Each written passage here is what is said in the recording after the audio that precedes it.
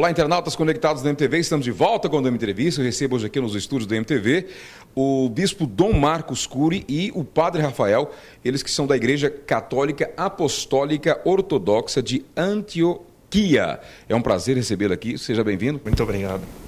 Padre Rafael, seja bem-vindo. É um prazer estar aqui com vocês, que Deus te abençoe.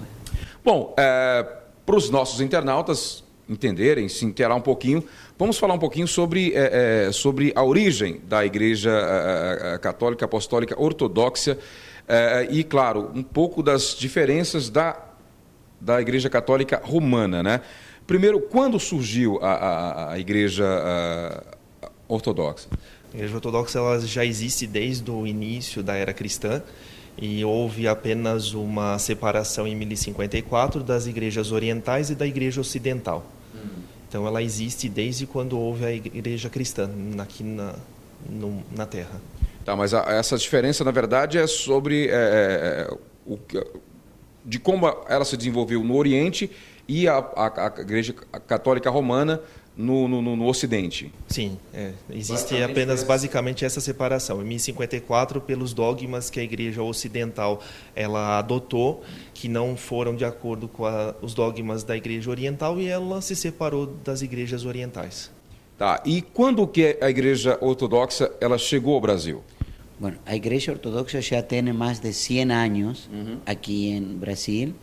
A presença original aqui da Igreja Ortodoxa era atender aos imigrantes que veniam de Síria, de Líbano, de Rússia, de Grécia e outros países de origem ortodoxa. Em sua origem era assim. Hoje a Igreja Ortodoxa é uma igreja aberta que não só atende às necessidades concretas dos imigrantes, mas também da comunidade em geral. Porque uma das características da Igreja Ortodoxa é que justamente se integra com muita facilidade a comunidades em geral. Mas a origem da presença aqui da Igreja Ortodoxa é atender às necessidades dos migrantes.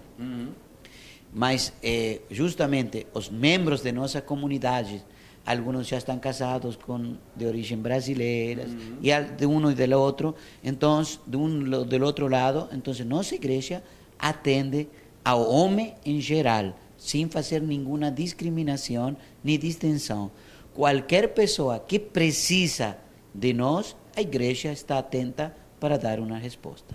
Bom, porque a impressão que as pessoas acho que têm, logo de cara com a Igreja Ortodoxa, é que seja uma igreja, exatamente por não ser muito difundida no território brasileiro, é que seja uma igreja um tanto quanto fechada, né? Não tão aberta, e é muito pelo contrário, né? A Igreja Ortodoxa é uma das igrejas que mais dá abertura a todos os fiéis que querem receber conosco, digamos, a palavra de Jesus Cristo, aqueles que muitas vezes querem ter um entendimento, conhecimento, de certa forma ter uma experiência ligada a uma igreja ortodoxa, né? Digamos, a sua estrutura arquitetônica, nos seus dogmas, digamos, a sua liturgia que é cantada, ela não é apenas rezada, ela é cantada. Inclusive, isso faz com que as pessoas vejam diferenças na nossa igreja diante de outras igrejas, mas que apenas essas diferenças servem para chamar a atenção para que exista, digamos, um ecumenismo, digamos que acolhemos mais os fiéis também da nossa igreja cristã católica romana, nossa igreja irmã, que existe um ecumenismo entre as duas igrejas, a ortodoxa e a igreja romana. E como é que é distribuída a hierarquia da Igreja Ortodoxa? É muito parecida com a romana? É parecido. Temos, digamos, o acólito, que é o sacristão, depois tem a ordenação de nível menor, que é leitor, depois tem o subdiácono, que é aquele fiel que quer seguir a vida religiosa. A primeira hierarquia é o subdiaconato, depois diaconato, depois nós temos padre. Depois temos, no caso, quando o fiel, no caso seminarista, tem a sua vocação para ser um padre celibatário, que quer dizer seguir carreira, ele no seu subdiaconato ele faz a opção, ou ser um religioso casado ou um religioso celibatário. Então a Igreja Ortodoxa permite, então, que exista, por exemplo, o padre que possa constituir família, por exemplo. Ele só não vai fazer carreira, vamos dizer assim, dentro das esferas da Igreja. Como eu disse, ele permite que o seminarista decida antes de se tornar um diácono, diácono, se ele quer seguir a carreira como padre casado ou padre celibatário. Depois, sim, ele é ordenado como diácono, casado ou diácono solteiro, diante da sua escolha. E depois, dentro da hierarquia, os que são celibatários, eles podem subir a grau como arquimandrita, depois vem a ser bispo, arcebispo, título organizacional, porque arcebispo é bispo também, e depois patriarca, que é a hierarquia máxima que temos na Igreja Oriental. O nosso patriarca fica em Damasco, na Síria. Tá, me corrija se eu estiver errado. Primeiro, inclusive, o senhor é o primeiro bispo nascido e ordenado no Brasil, aqui no Brasil. Não, eu sou nascido no Brasil. Sou nascido no Brasil. Sagrado bispo em Damasco no último 6 de novembro. Mas existem outros bispos que tenham nascido no Brasil? Não, eu sou o primeiro bispo brasileiro. E a igreja, a sede da igreja, a sede mundial, vamos dizer, o Vaticano da Igreja Ortodoxa é em Damasco. Digamos, o patriarcado nosso fica em Damasco. Então existe também a figura como se diz na Igreja Católica Romana, a figura do padre, do Papa também.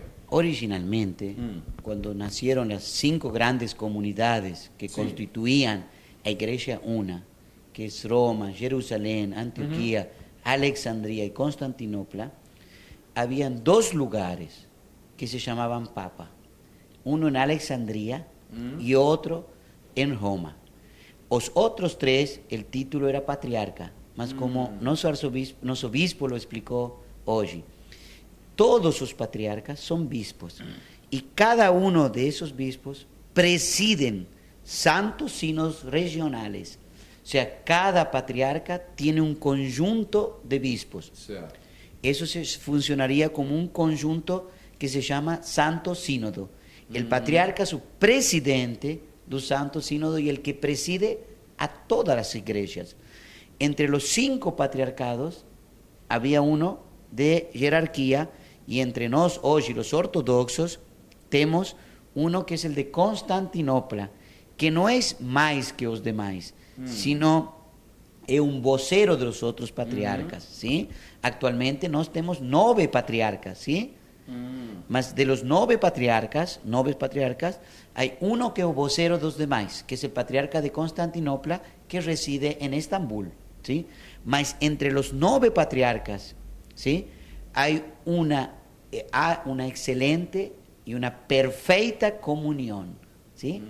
O sea, por eso mismo, nos, por ejemplo, aquí en Goiânia, la Iglesia Ortodoxa San Nicolau, vienen antioquenos, que la mayoría son de origen sirio-libanés, vienen griegos, vienen rusos, y todos de Rusia, todos esos migrantes, tenemos perfecta comunión. Porque es verdad, tenemos distintos patriarcas, mas entre las iglesias ortodoxas, una de las características es que son autocéfalas, tienen cabeza por sí mismos, ¿sí? Mas existe a perfecta comunión. Perfecta, o sea, un sacerdote antioquino, en caso de necesidad, puede celebrar una divina liturgia en cualquier iglesia ortodoxa del mundo. No mundo, nos hoy somos más de 300 millones de ortodoxos. E no Brasil? En Brasil nós llegamos, de origen ortodoxos, 6 millones. Mas, na práctica, nós, como decimos siempre, nuestro obispo, siempre, Don Marcos recalca, los que son fieles son 200.000. Tenemos 16 parroquias distribuidas en distintas parroquias en Brasil, mas nós atendemos a muito más de los parroquianos. Nuestro arzobispo, Don Damasquinos Mansur, que está en Damasco, tiene 2 bispos auxiliares, Don Marcos y Don Romanos. Y los 2 bispos auxiliares están trabajando pastoralmente en todo Brasil, con la idea justamente, Don Marcos hoy está en Centro-Oeste, está aquí en Goiânia, en 2 días, quarta-feira va a estar en Ipameri, y quinta y sexta en Anápolis, donde tenemos mucha presencia de ortodoxos. Y sábado y domingo va a estar en Brasilia, porque las 4 parroquias, las 4 comunidades, estamos haciendo una pastoral unificada, donde a dimensión de esa pastoral unificada, que está dirigida, coordinada, apoyada por Don Marcos, con el asesoramiento de nuestro pai arzobispo, Don Damasquinos Mansur, justamente tiene un objetivo, de unificar los criterios para trabajar mejor y dar una mejor calidad de trabalho pastoral a nossas comunidades. Há uma diferença, uma das diferenças entre a Igreja Ortodoxa e a Igreja Romana é a adoração de imagens, né? Nós temos a veneração dos santos ícones, que são pinturas santas que representam o Santo Evangelho em figura visível aos olhos dos homens. Mas para que uma pessoa possa ser, digamos, digna de pintar um santo ícone, tem que ter uma estrutura de teologia, ter uma formação espiritual, digamos que ela passa a maior parte do tempo rezando, em jejum, e através da base teológica, inclusive das formas que são pintados os ícones, as representações físicas dos santos e dos anjos, isso faz com que através da base teológica se torne visível aos olhos nossos que nós vemos nas igrejas ortodoxas, nos santos ícones que fazem parte do iconostácio, do altar e das suas paredes internas. No caso, vocês não entra as esculturas, por exemplo, que é muito comum. Imagem tridimensional não, apenas ícones. Qual a outra diferença entre, por exemplo, dentro do calendário? Por exemplo, nós estamos gravando essa entrevista na segunda-feira, um dia depois do domingo de Páscoa.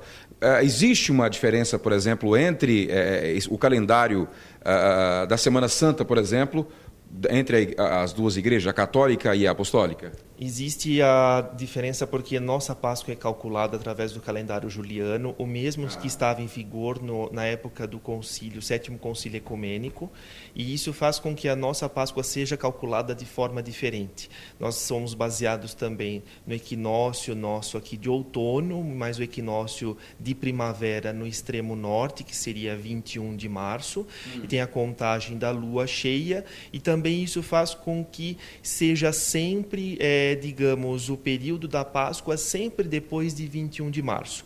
Existem alguns anos em que a nossa Páscoa com a Igreja Latina, Romana, também tem a mesma data. 2 anos atrás nós celebramos a Páscoa no mesmo dia. Agora, esse ano nós temos uma semana de diferença, através do calendário juliano. Então, ontem nós celebramos o Domingo de Ramos e a Igreja Romana celebrou o Domingo da Páscoa. Bom, vocês têm site, né? Tem Sim. site. Vamos colocar o site aqui para as pessoas que queiram. No site as pessoas também encontram, enfim, mais informações sobre a igreja no Brasil, enfim. Então é bom a gente colocar o site aqui para você, internauta, que está assistindo essa entrevista, que queira saber um pouco mais sobre a Igreja Ortodoxa. Entra então no site e com certeza você vai obter muito mais informações sobre a Igreja Ortodoxa aqui no Brasil. Vocês têm um calendário também, aliás, você disse que parece que está sendo reaberta ou está abrindo uma outra igreja em Pameri, né? Não, nós já reconstruímos. Já tem uma igreja lá. Claro, nós tínhamos uma igreja. Mas ela foi desativada. E estava desativada há quase 34 anos. E o ano passado, Dom Damasquinos vino a fazer a bênção da reinauguração da igreja. Já graças a Deus e também graças à prefeitura de Ipameri, que nos doou um terreno.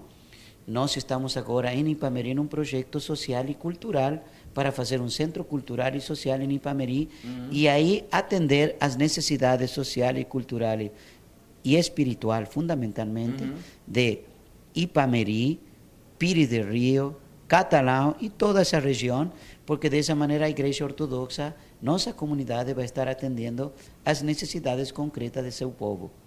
Bom, é bom que as pessoas entendam também que a Igreja Ortodoxa, ela tem vamos dizer assim, ela tem uma relação muito próxima com a Igreja Romana. Inclusive, estava até conversando um pouco antes aqui da entrevista, o Padre Rafael estava falando que, por exemplo, tem fiéis da Igreja Católica que vai, inclusive, na Igreja Ortodoxa no domingo de manhã e à tarde vai na Igreja Católica, né? Exato. Existe um ecumenismo muito grande entre as nossas igrejas, que as nossas igrejas são chamadas igrejas irmãs.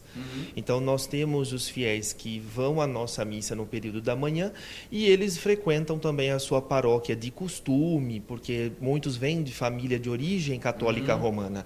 Então, eles vêm até a nossa missa no período da manhã e, noturno, eles vão até a paróquia deles de origem, muitos onde foram batizados, onde foram crismados, enfim. Nós mantemos essa caminhada juntos, porque nós viemos para arrebanhar as pessoas do pastor, do bom pastoreio de nosso Senhor Jesus Cristo. Nós não estamos para excluir, nós não estamos para dividir o rebanho, nós estamos para unificar, porque todos nós somos irmãos perante Jesus Cristo.